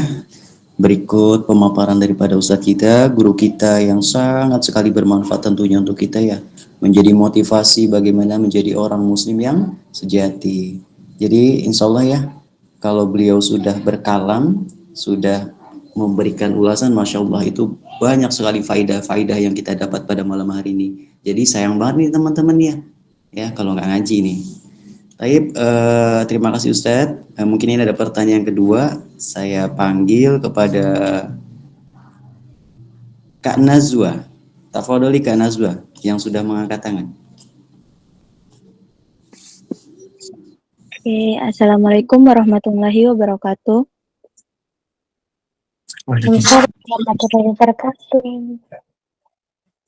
Terima kasih atas kesempatan yang telah diberikan kepada saya. Ustadz, tentang ujian hijrah ini kan banyak ya, salah satunya itu ada orang-orang atau teman-teman kita yang suka bilang sok alim, sok suci, ngapain pakai pakaian-pakaian yang panjang gitu, nggak cocok tahu. Nah begitu kan Ustadz, pertanyaan saya, bagaimana caranya menyikapi orang-orang atau teman-teman itu tanpa ada kekerasan atau kata-kata kasar yang bisa keluar dari mulut kita begitu. Terima kasih. Wassalamualaikum warahmatullahi wabarakatuh. Waalaikumsalam warahmatullahi jazakillah khairan jaza kepada Uktina yang bertanya. Mudah-mudahan dipermudah urusan segalanya oleh Allah. Amin ya rabbal alamin. Untuk Ustaz, guru kita, saya izin menjawab. Kalau ada jawaban yang kurang tepat, mohon diluruskan. Bismillahirrahmanirrahim. Sekali lagi, kami sampaikan, kita tegaskan, kita semakin dekat kita dengan Allah, maka ada-ada saja ujiannya. Itu udah pasti teman-teman. Kalau kita hijrahnya lancar, nggak ada ujiannya, itu harus dipertanyakan. Kenapa? Nggak ada tantangan gitu. Jadi kalau nggak ada tantangan tuh nggak asik teman-teman. Bagaimana kita bisa mengukur kekuatan kita kalau tak ada yang menjadi lawan kita? Timnas Indonesia kalau tak diukur dengan timnas Argentina, nggak akan tahu bagaimana kualitas timnas kita. Harus semakin kuat hadapan lawannya, harus semakin kuat juga kita untuk melawannya. Begitu juga ketika Allah memberikan ujian yang sangat berat ketika hijrah, berarti Allah sudah mulai mengakui nih kemampuan kita tentang hijrah kita. Oh, hambaku ini benar-benar nih, dia ini memang benar mau hijrah. Saya berikan ujian, saya berikan tantangan. Bisa nggak dia lawan ini? Untuk apa? Agar kita tuh semakin dekat dengan Allah. Agar kemampuan hijrah kita itu, keistiqomahan kita, ketaatan kita itu semakin dekat dengan Allah Subhanahu wa Ta'ala. Salah satunya yaitu berapa banyak orang yang sudah berhijrah, mereka berhenti berhijrah karena omongan manusia. Teman-teman, kita harus punya hijrah, punya prinsip satu ini. Kalau kita berani berhijrah karena Allah, jangan pernah berhenti berhijrah karena manusia. Kalau kita pernah berniat, ya Allah, saya berhijrah, saya meninggalkan perilaku yang buruk saya, kebiasaan yang buruk saya karenamu ya Allah. Jangan sampai engkau berhenti berhijrah karena omongan manusia. Seberapa besar sih omongan manusia sampai membuat engkau tak dekat dengan Allah? Seberapa kejam omongan manusia sebagai engkau tak mau dekat dengan Allah? Berapa coba kita bandingkan berapa banyak nikmat yang Allah berikan kepada kita agar kita dekat dengan Dia. Jangan sampai teman-teman hanya dikatakan soalim ente, so syar'i ente, so apalah pokoknya gitu ya kan. Nah itu jangan dihiraukan. Nah, Ustadz, bagaimana tanggapan kita sebagai orang yang baik? Makanya ini kita harus mencontohkan yang baik. Jangan sampai nanti kita dikatakan ini soalim, kita malah emosi. Oh soalim daripada ente nggak hijrah neraka ente. Nah ini udah mencontohkan yang nggak baik nih. Dia yang awalnya ngatain soalim, pas kita jawab, pada ente nggak hijrah lebih baik aneh udah berjilbab, aneh udah begini, ente masih seksi, ente udah ada di neraka. Nah ini makin dia tuh, makin jadi, aduh ini takut saya hijrah, udah berhijrah sombong begini. Nah bagaimana tanggapan kita? Kita hiraukan saja, kita doakan, kita senyumin aja, sampai dia bosan teman-teman. Manusia itu ada batasannya. Manusia tuh ada batasannya. Tiap hari dia ngomen status kita, statusnya sok islami, sok syar'i. Itu nggak mungkin dia tiap hari begitu. Jangan kita hiraukan, kita doakan saja. Ya Allah, mudah-mudahan beliau ini dapat hidayah, ya Allah. Kalau perlu didakwakan. Tapi dengan perilaku, dengan qaulan layyinah, dengan perkataan yang lemah lembut. Oh maaf, saya ini berhijrah bukan berarti saya sudah baik, tapi saya ingin menjadi orang yang lebih baik daripada sebelumnya. Yang saya posting itu belum tentu saya adalah orang yang baik, tapi saya berharap dengan saya posting yang baik-baik, saya dijadikan oleh Allah sebagai hamba yang baik. Begitu. Jawabannya lembut, jawabannya adem. Oh soalim ente, saya bukan soalim, daripada saya sok maksiat gitu ya kan. Ya pokoknya antum atur kata-katanya agar tak menyinggung dia. Ustadz, dia kan udah nyinggung saya, masa saya tak nyinggung balik? Nah ini adab teman-teman. Masa kita disinggung mau singgung balik? Enggak. Kalau ada api kita lawan pakai air.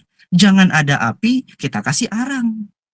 Jangan nampak gede itu api. Tapi kalau ada api kita kasih air lembut-lembut. Nanti dia, bahkan Rasulullah itu teman-teman, Rasulullah itu orang masuk Islam itu banyak karena adab Nabi Muhammad. Akhlak Nabi Muhammad ini sangat luar biasa orang masuk Islam. Ketika beliau dicaci, beliau difitnah, beliau diolok-olok sebagai muzammam. Namanya Muhammad, tapi dipanggil oleh kafir Quraisy, ya muzammam. Orang yang tercela. Namanya Muhammad, orang yang terpuji, tapi dipanggil muzammam. Orang yang tercela. Dipanggil sebagai orang penyihir, tapi Nabi membalasnya dengan apa? Suatu ketika beliau lewat di rumah-rumah orang kafir Quraisy, dilempari auzubillah kotoran-kotoran, dilempari oleh apapun, diludahi. Sewaktu itu orang yang sering mengolok-ngolok beliau lewat itu, melempari beliau dengan sesuatu apapun ketika beliau lewat, sakit teman-teman, sakit. Allahumma sholli ala sayyidina Muhammad. Beliau sakit ini, yang yang sering lemparin kotoran, yang sering ngolodahin, yang sering melemparkan sesuatu kepada Nabi. Dia sakit. Nabi Muhammad dengar, wahai Nabi Muhammad, kemarin si Fulan bin Fulan, dia sakit. Mungkin ini adalah azab dari Allah. Apa respon Nabi Muhammad? Apakah Nabi Muhammad berkata, mampus ente, walat aneh ente? Enggak. Apa yang dilakukan Nabi Muhammad SAW? Beliau pergi ke rumah si Fulan, membawakan hadiah, buah-buahan, makanan. Kaget itu orang itu. Ya Allah, wahai Muhammad, berapa mulia ahlak engkau. Allahumma salli ala Sayyidina Muhammad. Ini Nabi kita, Habibina, wa syafi'ina, wa zuhrina, maulana Muhammad. Makanya tak salah Al-Imam Asqalani menyebutkan, bersyukur kita menjadi umat Nabi Muhammad SAW. Ahlaknya begitu baik. Ketika beliau di Taif, dilempari sampai berdarah beliau, na'udzubillah. Beliau berdarah sampai malaikat yang menjaga gunung, wahai Muhammad, bila perlu aku lempar gunung ini ke pondok Taif. Kemudian apalagi jangan. Mungkin mereka tak tahu siapa aku. Mereka tak pernah belajar dari aku tentang Islam. Nanti saya didoakan oleh Nabi, teman-teman. Didoakan oleh Nabi. Nah, doa agar menjadi ahli-ahli Taif ini. Cucu-cucunya menjadi orang-orang yang dekat dengan Nabi. Taif sekarang telah menjadi banyak orang yang melahirkan sahabat-sahabat yang lahir dari situ. Ulama-ulama yang dari situ. Ahli-ahli khair semua. Itu dari akhlak Nabi Muhammad. Ketika ada cerita yang kita tahu tentang akhlak Nabi Muhammad. Seorang yang buta, orang Yahudi yang buta, beliau ini selalu mulutnya mencaci Nabi Muhammad SAW. Nabi Muhammad ini punya kebiasaan sebelum beliau wafat memberi makan, menyuapi si buta ini. Sambil disuapi oleh Nabi Muhammad, mulutnya tak berhenti berbicara. Wahai pemuda, kata si buta ini, engkau tahu nggak Muhammad itu pembohong, Muhammad itu pembawa sial, Muhammad itu penyihir. Dia Rasulullah sambil menyuapi dengan lembutnya, dengan indahnya menyuapi siapa? Si buta Yahudi ini.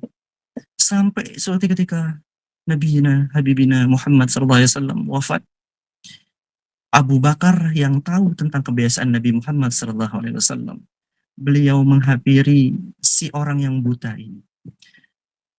Ketika Sayyidina Abu Bakar Siddiq, beliau menghampiri seorang yang buta.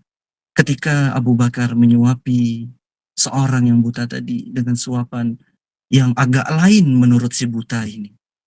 Mulut si buta ini seperti biasa, masih ngata-ngatain Nabi Muhammad. Nabi Muhammad itu pembohong, Nabi Muhammad itu ini tercela, ini itu. Abu Bakar sambil nyuap itu sambil nahan emosi, agak kasar gitu ya kan. Greget Abu Bakar. Apa kata orang buta? Aduh, ini siapa? Siapa ini? Ini bukan pemuda yang biasa menyuapi aku. Ini bukan pemuda yang biasa memberi aku makan. Apa kata Sayyidina Abu Bakar? Wahai orang buta, apakah engkau tahu siapa pemuda yang memberikan engkau makan? Siapakah pemuda yang menyuapi engkau makan, wahai orang yang buta?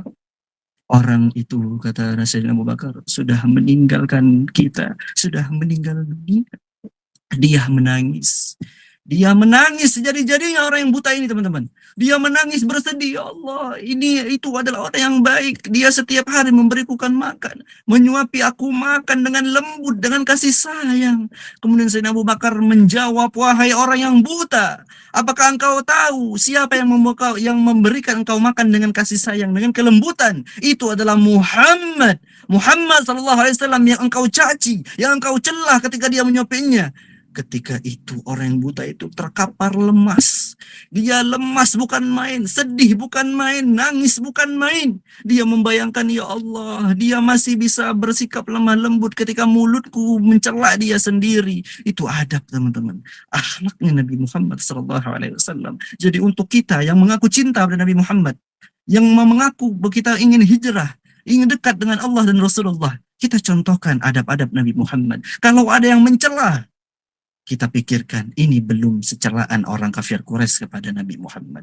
Kalau hanya ada omongan soalim, kita doakan, kita tanggapi dengan baik, kita ajak nongkrong. Kalau bisa kita traktirin, biar dia mikir, waduh, kamu nih semenjak hijrah ini ya selalu traktir saya lah, inilah orang hijrah. Nah, jadi dia tertarik untuk hijrah. Jadi sebisa kita contohkan kebiasaan yang baik, kita tuturkan kata-kata yang baik pula. Nanti dari situ kita mulai berdakwah, orang itu bisa melihat kebiasaan kita baik atau tidaknya, begitu teman-teman. Jadi antum, sekali lagi saya ingatkan, kalau antum berhijrah karena Allah, jangan pernah antum berhenti berhijrah karena omongan manusia. Allahu a'lam bishawab.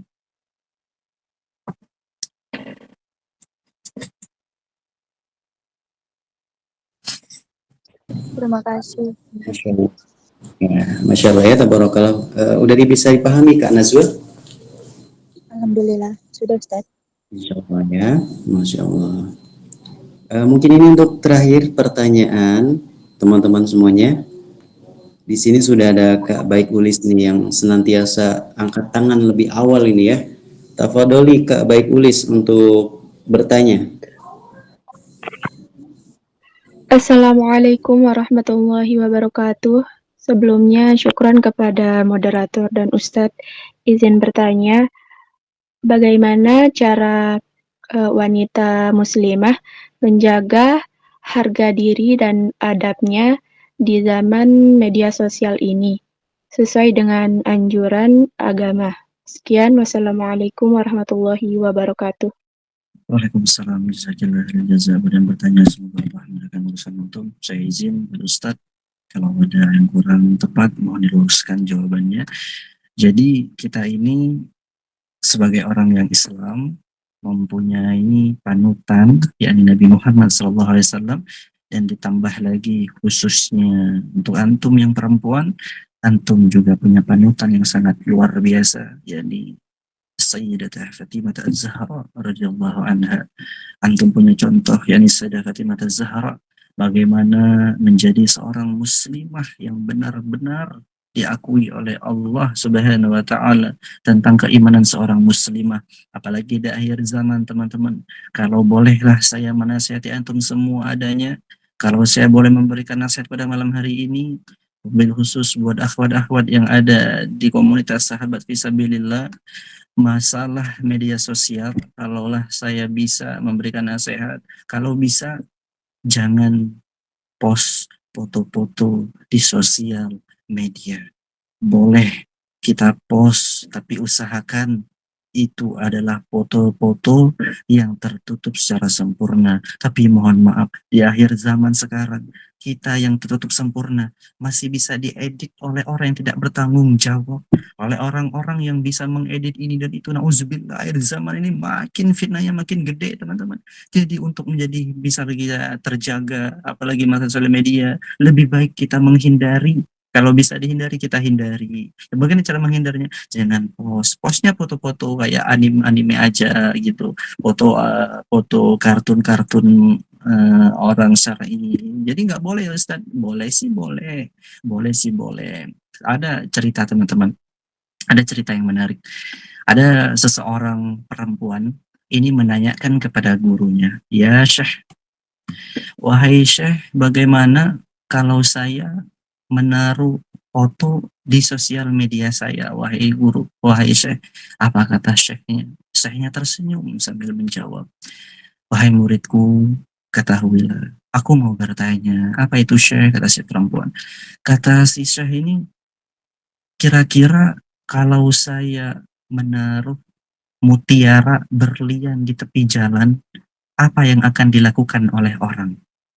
Kemudian si perempuan lantas menjawab, langsung berpikir dan langsung peka terhadap jawaban gurunya. Oh, begitu ya Syekh. Begitu juga seorang perempuan. Antum zaman sekarang menaruh foto di Facebook, Instagram, TikTok, apalagi buat video-video joget yang tak jelas, nauzubillah, itu bisa diedit, bisa menjadi bahan fitnah. Jadi kalau bolehnya sih tetap boleh, tapi ya itu, takut fitnahnya itu makin gede, teman-teman.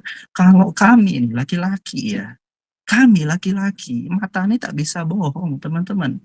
Kami laki-laki, ini saya jujur aja, ada orang yang bercadar, dilihat dari matanya, ya Allah cantiknya. Masih bisa itu, masih ada pikiran nafsu ini dari matanya. Padahal udah tertutup rapat, mulutnya tertutup, hidungnya tertutup, masih bisa. Waduh, ini cantik kayaknya. matanya ini kayaknya cantik nih orangnya. Masih udah bercadar itu. Apalagi nggak bercadar. Jadi ayolah teman-teman akhwat, jaga marwah antum, jaga kemuliaan antum. Antum tahu nggak? Antum tuh dimuliakan oleh Islam. Wallahi, antum tuh mulia di mata Islam. Jangan sampai antum menghinakan diri antum sendiri di mata Islam. Bagaimana Islam mengangkat derajat antum seorang wanita? Maaf nih buat yang akhwat, antum kalau nggak ada Islam, antum tuh hanya menjadi orang-orang yang menjadi pelampiasan nafsu doang.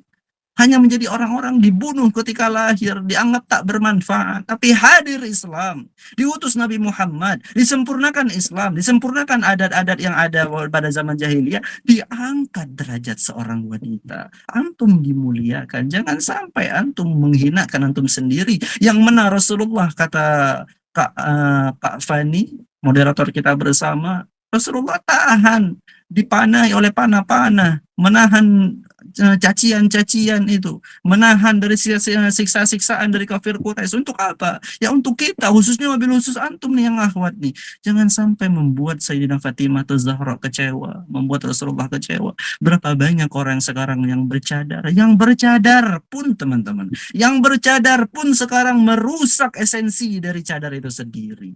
Dia bercadar, dia masih ini dan itu, nauzubillah. Jadi buat antum yang udah belajar, nah orang yang begitu biasanya orang yang tak punya ilmu, hijrahnya nggak dilindungi oleh ilmu, hijrahnya tak dikelilingi oleh orang-orang yang punya ilmu untuk menasihatinya. Tapi kalau kita punya ilmu teman-teman, ilmu inilah yang akan membimbing kita, oh ini salah, oh ini berpotensi menjadi fitnah. Jadi dengan ilmulah kita bisa, antum bisa menjadi seorang wanita yang mulia. Karena kalau antum berhijrah tak ada ilmu, maka takutnya antum merusak dari esensi antum menjadi seorang wanita muslimah. Dengan ilmu antum bisa menjadi mulia, dengan ilmu kita bisa belajar bagaimana menjaga kemuliaan wanita itu dengan ilmu. Lagi-lagi ilmu, lagi-lagi ilmu. Jadi jangan bosan antum menuntut ilmu.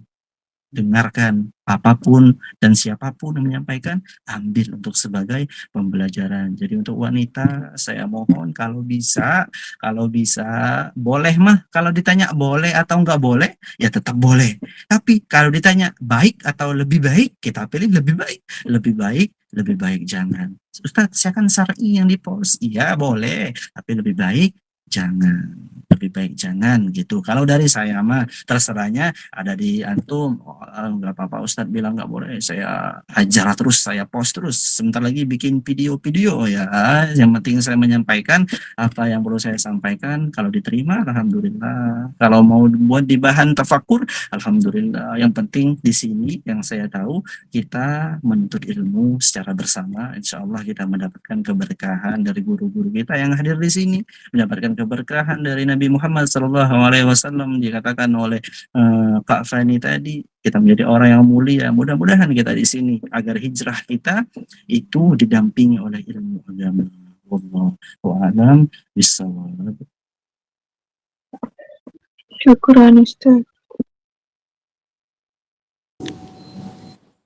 Masya Allah, tabarakallah ya. Tadi sudah disampaikan pemaparan yang sangat luar biasa dari guru kita, dari Al-Mukarram Ustadz Haji Wahyudi. Semoga beliau senantiasa diberikan kesehatan ya. Kita doakan teman-teman sekali lagi ya, semoga beliau ini diberikan keberkahan atas ilmunya ya. Kita malam ini Masya Allah dapat pelajaran yang sangat berharga. Jadi alhamdulillah ya, yang sudah stay terus sampai akhir, alhamdulillah, catat ilmunya, amalkan ya. Mungkin akan dikembalikan lagi kepada Kak Fani Agung. Ustadz, mohon maaf apabila ada salah ucap atau kata-kata yang kurang berkenan kepada Ustadz Adi Wahyudi. Mohon maaf Ustadz. Tafadhol Kak Fani. Insyaallah, syukran katsiran kepada Ustaz Muhammad Waris Suryanti, dan mengucapkan juga syukran katsiran ala Ustazina Ustaz Haji. Semoga kita semua yang telah mengikuti kajian ini dari awal sampai akhir, semoga kita semua bisa meniru dari segi keilmuan, dari segi ketawaduan, dari segi semua hal yang bersifat kebaikan yang ada dalam Ustaz Haji. Semoga itu semua mengalir kepada kita semua. Al-ilmu nurun, al-ilmu itu bagikan cahaya. Tolong Ustaz sinari kami Ustaz dengan cahaya ilmu antum Ustaz. Insyaallah. Baik, acara selanjutnya yakni doa yang mana dalam hal ini akan langsung dikhalifai oleh Ustazina Al-Fadil, Ustazina Al-Kiram, Ustazina Ustaz Aji. Tafadhal. Alaihi mashkurah untuk menghalifai doa. A'udzubillahiminasyaitonirrajim. Bismillah, teman-teman. Bagaimana adab kita berdoa dimanapun antum berada, dimanapun posisinya,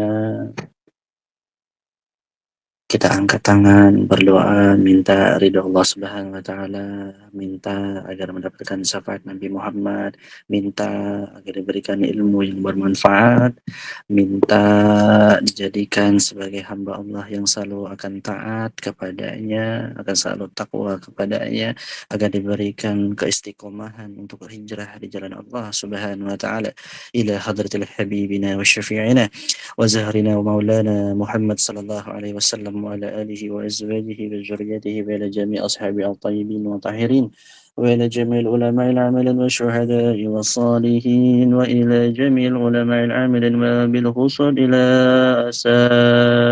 أستاذنا ومشايخنا في هذا المجلس في سابت في سبيل الله وإلى جميع إخواننا وأخواتنا في هذه المجلس في هذه الليلة المباركة بسم الله الفاتحة أعوذ بالله من الشيطان الرجيم بسم الله الرحمن الرحيم الحمد لله رب العالمين الرحمن الرحيم مالك يوم الدين إياك نعبد وإياك نستعين اهدنا الصراط المستقيم صراط الذين أنعمت عليهم غير المغضوب عليهم ولا الضالين آمين اللهم صل على سيدنا محمد الفاتح لما أغلق والخاتم لما سبق ناصر لك بالحق والهادي إلى صراطك المستقيم وعلى آله قدره ومقداره العظيم اللهم يا ربنا درفنا يا بعننا اقترفنا وأننا أصرفنا على لظى أشرفنا فتب علينا توبة غسل لكل هيبة واشتر لنا العورات وآمن الروعات واغفر لوالدينا رب ومولودنا والأهل والإخوان والشهر الأخلان وكل ذي محبة وجيرة أو صحبة والمسلمين أجمع آمين ربي أشمع فضل وجود منا لا باغتساب منا بالمصطفى الرسول نخطى بكل الصول حبيبنا وشفينا وظهرنا ومولانا محمد صلى الله عليه وسلم وعلى آله وصحبه عدد الصحب والحمد لله في البدء والامتحان ربنا زدنا علما وارزقنا فهما برحمتك يا أرحم الراحمين اللهم إنا نسألك الهدى والتقى والعفاف والغنى اللهم افتنا بحسن الخاتمة ولا تفتن علينا بسوء الخاتمة اللهم إنا نسألك الاستقامة بتعلمك بالعلم دينك بشفاعة نبيك وحبيبك محمد صلى الله عليه وسلم اللهم إنا نسألك الاستقامة على عبادك يا الله اللهم يا مقلب القلوب ثبت قلوبنا على دينك اللهم يا ملن قلوبنا لين قلوبنا على طاعتك اللهم صل على سيدنا محمد وعلى آل سيدنا محمد ربنا آتنا في الدنيا حسنة وفي الآخرة حسنة وقنا عذاب النار وصلى الله على سيدنا محمد النبي الأمي وعلى آله وصحبه وبارك وسلم سبحان ربك رب العزة عما يصفون وسلام على المرسلين والحمد لله رب العالمين سبحانك اللهم وبحمدك أشهد أن لا إله إلا أنت وأستغفرك وأتوب إليك والحمد لله رب العالمين. Buat teman-teman yang masih hadir sampai akhir, saya ucapkan jazakumullah khairul jaza buat guru kita Ustadz tadi, kemudian Al-Mukarram Al-Mukhtaram Ustadz Fani sebagai moderator pada malam hari ini. Kepada teman-teman semua tanpa terkecuali, saya Al-Zagir sebagai hamba Allah yang penuh dengan kekurangan. Saya minta maaf kalau ada kata-kata yang salah. Pada Allah mohon ampun. Mudah-mudahan di lain kesempatan, di lain waktu, Allah berikan kita nikmat kesempat lagi oleh Allah bertemu di komunitas sahabat fisabilillah, membahas sesuatu yang mulia pula di akhir di kapan-kapan waktu, dan diberikan kesempatan lagi oleh Allah untuk bertemu kembali di sini. Saya Aji Wahyudi, wabillahi taufiq wal hidayah. Wassalamualaikum warahmatullahi wabarakatuh. Waalaikumsalam Waalaikumsalam warahmatullahi warahmatullahi wabarakatuh. Masya Allah, syukran kasiran, jazakumullah khairan, ila ustazina al-fadil, ustazina al-kiram, Ustaz Haji. Semoga kita semua bisa meniru apa yang telah sampaikan beliau, dan semoga kita semua bisa mengamalkan apa yang telah diajarkan oleh beliau pada malam hari ini. Amin amin ya rabbal alamin. Dan tak lupa juga anak ucapkan terima kasih kepada Ustaz Haji yang mana telah membimbing, telah memberikan kami banyak ilmu yang kami dapat dari antum pada malam hari ini, Ustaz. Masya Allah, anak juga dari kajian yang anak ikuti masa kali ini, anak kajian sambil nangis, Ustaz. Masya Allah. Alhamdulillah.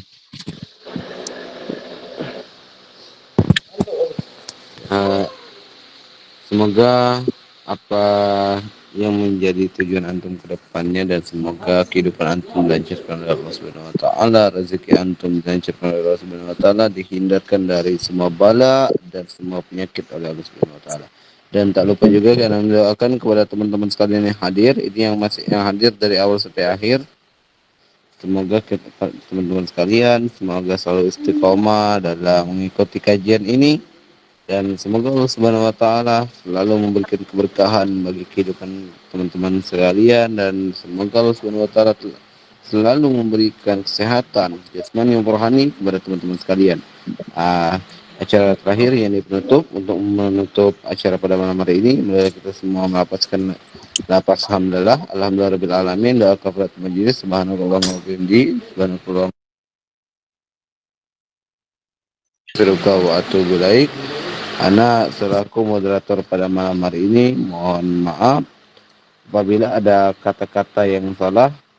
Kalau kata orang Indonesia itu hobi berpantun. Jadi apabila ada yang patah jangan disimpan dalam lemari. Apabila ada kata-kata yang salah jangan disimpan dalam hati. Saya Fani Agung Faidah undur diri, unsur maqala wala tanzur man qala fastabiqul khairat. Wassalamualaikum warahmatullahi wabarakatuh.